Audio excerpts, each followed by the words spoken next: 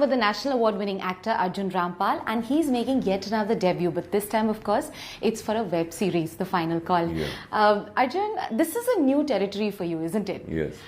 So how did this, project land on your lap? Well, I think it's a territory or a platform which is going to be the future. You're seeing more and more people, you're seeing great content coming out of that. You're seeing, wonderful shows internationally as well as from India, which is on this platform doing really, really well. And people are getting more and more hooked onto it. People are getting more and more, it's easy. You've got like so much content, on just one subscription. And I have myself binge watched and been a huge consumer on the OTT platforms. So for me to make that transition and say, okay, this is something I would love to explore, was very, very interesting. So in fact, I was doing this show with Z5, which was not The Final Call. Right. Which was actually a period mega drama, okay? And everything was done. We were good to shoot in like a couple of months, and I was going to go through my whole process of training and everything for it.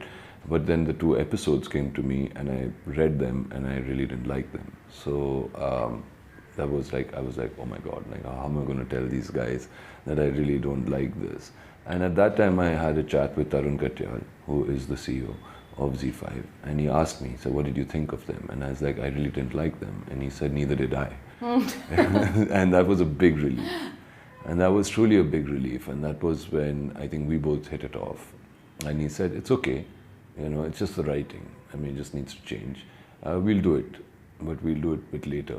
For me, what that did was it kind of instilled this faith in him to say, here's a man who's got a tremendous amount of pressure to feed this animal, okay, which needs a lot of feeding. You need to put a lot of content out there. And yet, he did not compromise. And that for me was a big plus. And we left it at that. A couple of weeks later, I get another call from Raghav from Z5, and he said, listen, we know you have the dates. We have this amazing subject. Would you like to read? I was like, dude, I don't know. It's like, are your episodes written? and he said, no, it's all done. They sent me the drafts. It was interesting. I had the first read of it. And then I met Vijay Lalvani, who kind of said, you please read the book first. So I read the book. It was very interesting. For me, I was like, wow, you're going to play a pilot, And we never thought about this, and nobody has actually, where we take this leap of faith or, blind faith, we just board a flight without thinking, what if the pilot is unstable? And what if this flight is not going to reach its destination? That's what, interested you. And that's what was very interesting, was it dealt about mental illness, which is something we really don't get to do, or explore on a film space. And that's what's key. I mean, here it allows you and gives you the freedom to go and tell those kind of stories, which are not necessarily pegged to box office. Because when you talk about box office, what happens is you are saying, okay, fine, you talk about budgets. So you say, okay, fine, this is a 50 crore film, so it has to be a universal hit. So you are catering to a lot of people, and in that process, most probably your story is getting more and more diluted. Absolutely. By, putting in an item song or, trying to say, nee, it's too intellectual for this audience and too intellectual for that audience, which is all a sham actually, but it happens, and it happens from conditioning of producers who have burned their hands, trying to experiment and do different things. But you're a producer as well. Yes. So is that why you're calling this a sham? I burned my fingers also. Okay, so, I mean, it's not, I'm calling it a sham. It's not a sham. I mean, that's a bad word to use. I think it's a precautionary step everybody takes and says, yeah, this, I don't know if a guy in UP is going to get this, is this like too... So you're trying to cater to so many different palettes. I think, yes, if you're going to tell a story and you're honest towards it, and I think cinema has kind of proved that with films like Badai Ho, Stree, Yuri, I mean, which are not got like the biggest of stars backing it, have gone just purely on content level and are still doing so well, and they've broken all kinds of records. Do you feel much more, in a place today, you're in a better place today than you were, say, 10 years back, only from the point of view that there's content which is, different, which is being accepted, which actors have the opportunity to be a part of? Yes, but this has been the journey that I think most, why you see that, okay? And I don't want to sound pompous or, blow people's trumpets on my own, okay? But there has been a conscious decision in filmmakers, actors, over those last 10 years to do that. We've kind of consciously tried to push the bar, slowly, gently ease it in with the audiences as well, that, this is something new, come and try it, you'll most probably like it. And I think it's not just me, it's actors all over our industry who've been able to do that. And I think that's why you've kind of seen that change. So you're seeing that now, because it takes time for an audience also to adjust to a storytelling which maybe they're not very accustomed to. Right. With this particular, series, it's an 8-episode series. Yeah. What kind of, storytelling do we get to see here? Because, you told us... So it's there's there, it's there on Z5. You should download it and you will know. Give us an insight, because, 4 episodes are already out. Yeah, so 4 episodes are out and it's gathered a tremendous amount of response.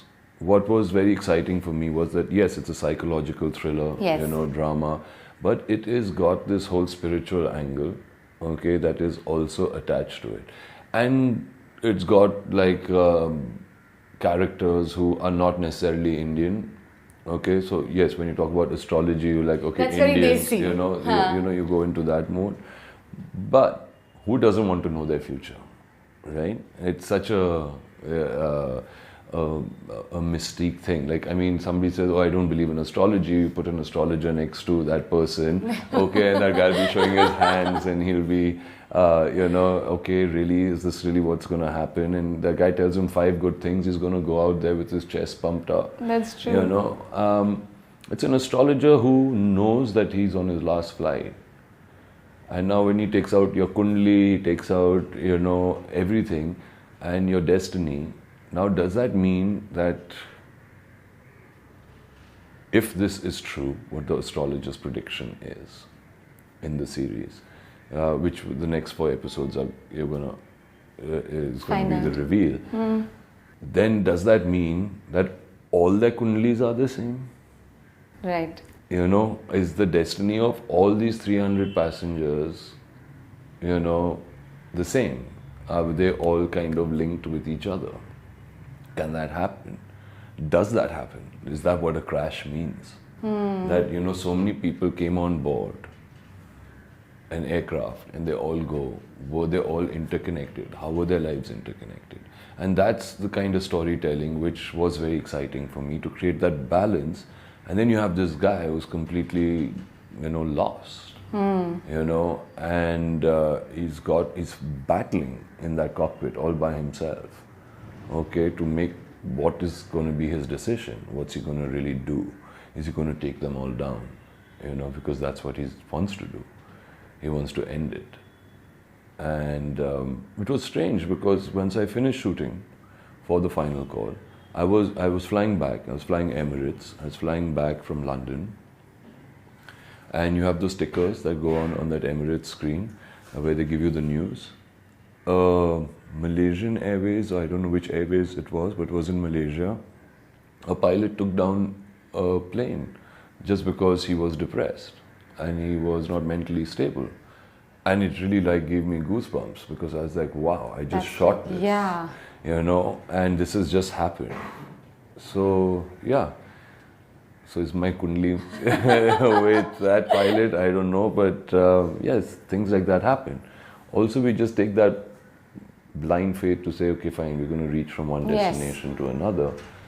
How do you check that? And shouldn't there be?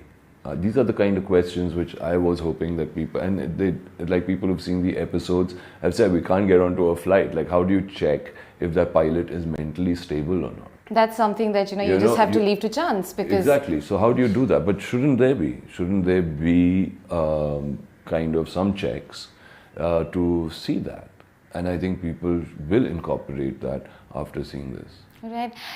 What's also interesting is, you're in the last few years, you've done films like, Kahani 2, and also, a film like Daddy, which you also produced. You're also veering towards films which are very high on content. Yes. My question is, in the OTT space, are you finding more opportunities to tell stories which are in that territory than, say, in Hindi cinema? So what happens with an OTT space is you really need to dig deep for content. When you make a film, a 2-hour film, you could have like 2-3 takeaways from a film and you could be very satisfied with it. But when you have 8 hours of programming, say 8 episodes of 40 minutes, 50 minutes each, okay, stretched over that period of time, if you don't have content, if it is not layered enough, if it is not well written, okay, you will not be able to sustain those 8 episodes. Plus, the consumer is very impatient then. He'll watch 2 episodes, yeah, forget it. He'll be onto something else because he's got that whole option out there. So to keep that person engaged is very, very important. So what are your cliffhangers? Where does it end? Where does the episode end that you're like, okay, let me watch the next one. So the writing plays a very important... The writing, the way it's shot, the acting, everything. You have to raise your game. Also, you're not just competing or catering to an Indian audience. Your whole audience is shifting. That's true. You're going to 190 countries. Everybody's watching you. Okay, so you've got to, it's just content. It's purely based on really digging deep and getting out something good, because those are the kind of shows that work. There are many shows I've seen which are not, they don't have that meat, But is this, say, liberating as an actor for you? Yes, of course. I mean, you get a tremendous amount of freedom. I don't think I felt that, while making it. I've seen that in the, like I saw Mirzapur, I binged watched it, okay, and I loved it. And yes, they were like using abusive language, sexual content, it's got all of that going on in it, okay, but it kind of goes into that world really, really well. The performances are all top class, and I really enjoyed it. I could watch it in one go, Do I give those 8 hours to somebody, and how do they take it from me? Right. That's what it is about. The fact that there is no censorship as far as OTT platform content is concerned, is that something also which eggs you on? You feel that if you tell a story, it'll go exactly like that, the way you conceived it? So yes, I mean, censorship itself censored. So you have parental locks where you can say, okay, this is material 18 plus. You can program your app in a particular way where your children who are not 18 and above do not get access to those programs. And everybody should do that anyway. And yes, because of that freedom, you are seeing that the writing's gotten bolder. It's got more real. Whole feel of a show, of what you want to really, really tell and express, and the expression of that show is it hits you, it's hard hitting. And why should we not have that? Because that really helps you to push that envelope. Yes. It really helps you to tell the stories that you want to tell in the correct manner. Now, if you do that same thing on film, you're never going to be able to do it. That's right. You're not going to be able to do it. There's going to be a certain amount of compromise. But the responsibility really lies with the consumer of how they're going to consume it, and how they should monitor it. Because once they do that, I think no one's going to have problems with it. Right. When we look at international shows, be it a Narcos, be it, Game of Thrones, the kind of, say, quality, the production values, the kind of, money that's spent to make it look, absolutely brilliant. I mean, it's not just the story which is engaging, Sure. but it is also the kind of scale that they Yes. bring to the table, Yes. which keeps the viewer engaged. Do you feel currently in India, we are heading in that direction? Are we making those kind of shows even for our OTT platforms?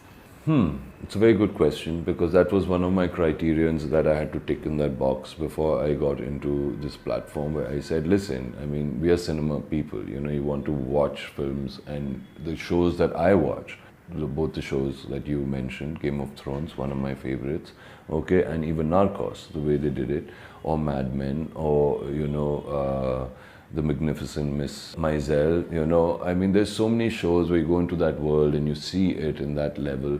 They are the people you're going to be competing with. So are we going to raise that bar and do it? Yes, the truth is we do not have those budgets yet. Right. Okay, because we do not have that level of big audience. But the truth is also that audience is growing hugely, and all these platforms are realizing that if they make a shabby show, it's not going to be watched Right. by anybody, because they're so used to, and they have the opportunity to watch all those other shows. So Because the Indian audience is exposed to those kind of yes. shows, So you have to draw them to this as well. yes, How so do you do the that? final call, what happened was they did it very smartly. They said, okay, we have 8 hours of footage. Now, if you have to really calculate 8 hours of footage to cinema and to get that quality of cinema, we shoot approximately, say, 65 days to make a film. Okay, you've got, and you create 2 hours of content.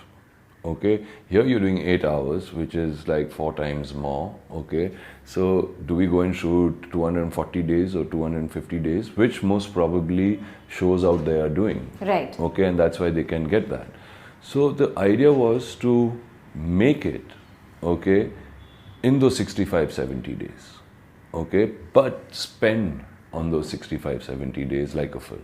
Right. So there is going to be no loss in quality, okay, or special effects or whatever that is required for your subject. And that's how they tackled it, so hats off to them. Of course, it was a tremendous amount of work for us, but it's worth it at the Right. end of the day, because we all have to sacrifice certain things, and we all have to say, okay, we are not there yet, but why shouldn't we be there?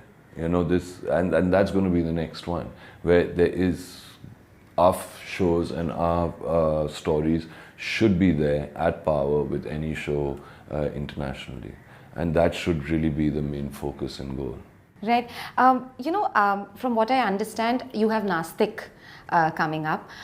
Do you have more OTT shows also in your kitty that you're looking forward to? So, I mean, with the OTT platform, I think this is what I've done now, and as an actor, and I've really enjoyed I had a wonderful time doing it, okay, and the response was great. I love film, and I need to do films, I need to do more films, and that's what I'm going to be concentrating more on in the first half of the year.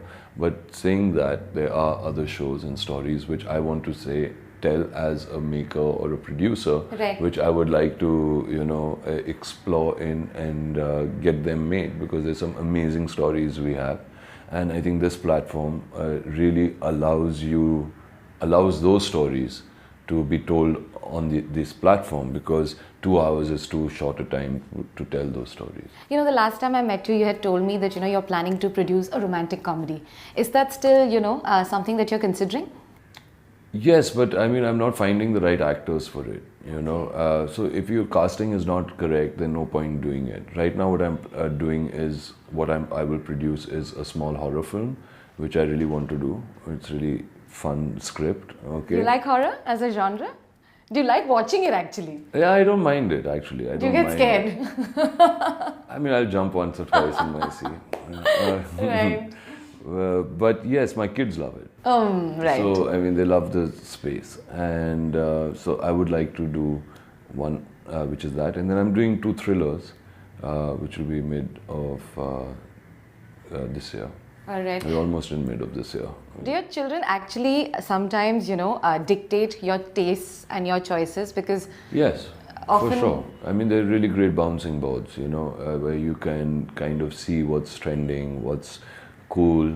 Like right now, we are uncool, okay, and whatever teens, word, right? yeah, whatever words you use are like, oh God, please don't ever say that again. Okay, so you're like, okay, yeah. So the cool dad became like the uncool dad, and but yes, I mean, so they're great. You know, you get to know what's going on.